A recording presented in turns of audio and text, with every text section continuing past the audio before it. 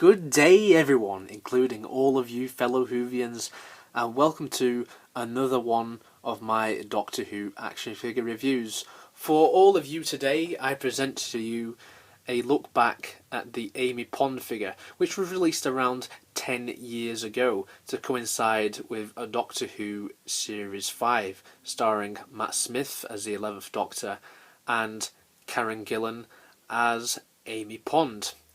Who is this character? This is one of the standouts on the shelf, I'd say. I'd say that it's one of the better companion action figures that have been made by Character Options through the years. So without further ado, let's take a look at this. I think that the head sculpt is absolutely amazing. I think the likeness to Karen Gillan is very, very good, with just the face and the sculpt of the ginger hair with all the ginger and little bits of black, just to really make it stand out. And I really love the curls on this as well. If we look here just at the neck there, you have a gold necklace. Underneath she's wearing a sort of dark blue vest, and she's wearing a red shirt and a brown jacket. Very nicely sculpted on here with all the creases and everything. And you can see that the arms on the jacket are just rolled up, and here you have the wrist. She has a gold watch with a white bit in the middle just here, and that's to give the impression that it's supposed to be like the clock face. I think it's meant to be a clock anyway. Side of that, or it's just a bracelet.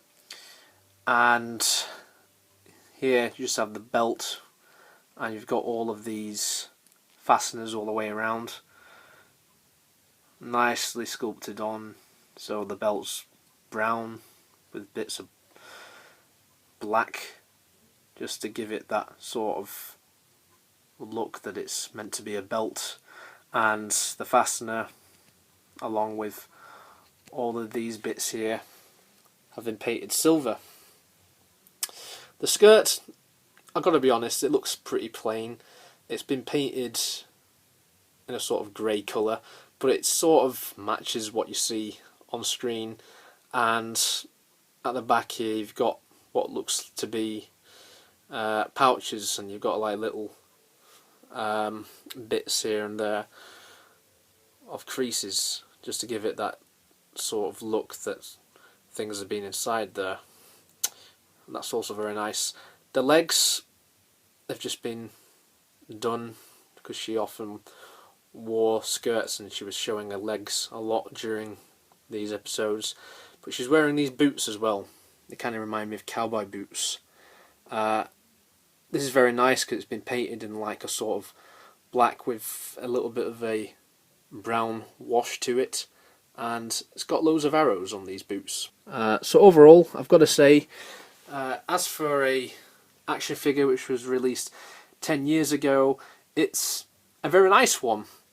I think it represents what we saw in Series 5. It's probably one of the most recognisable outfits that was worn by this particular companion, because we saw this being featured on a lot of the promotional material for Series 5, like on the DVDs, the posters, and even in some of the trailers before the series premiered in 2010.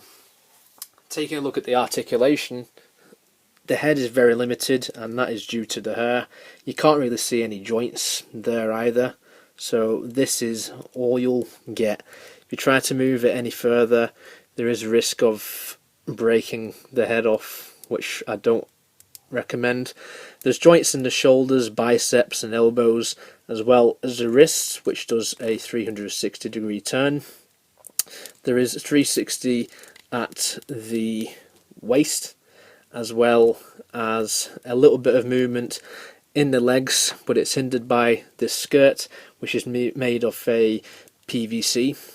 The knees can bend backwards, and that is all you get. You don't have any thigh articulation or ankle articulation of that sort.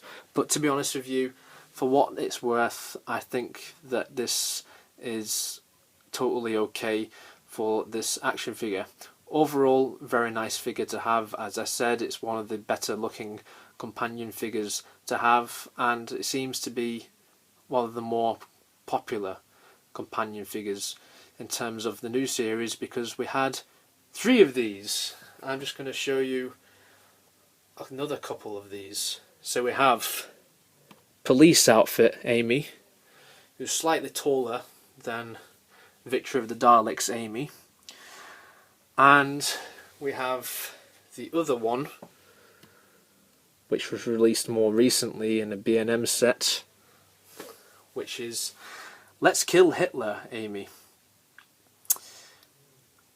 And there's a few differences with each of these figures. I'm not going to go into too much detail, but you can tell that Character Options quite like this character. They also made a 3.75 version of this figure a few years ago, which was based off her appearance in Asylum of the Daleks. Unfortunately, I do not have that to show off to you because I never collected any of the 3.75 action figures which were released by Character Options. I'd say for the time that this made for a very good action figure to come alongside your 11th Doctor figures, because I do say that despite whether you like her or not, the 11th Doctor and Amy Pond are one of the most iconic TARDIS teams. So if you can track this down, then best of luck with it. It's a very good figure, and thank you very much for watching my review. It gets a thumbs up from me, this figure. Be sure to leave a like, comment and subscribe for more Doctor Who videos right here, and until next time, bye for now.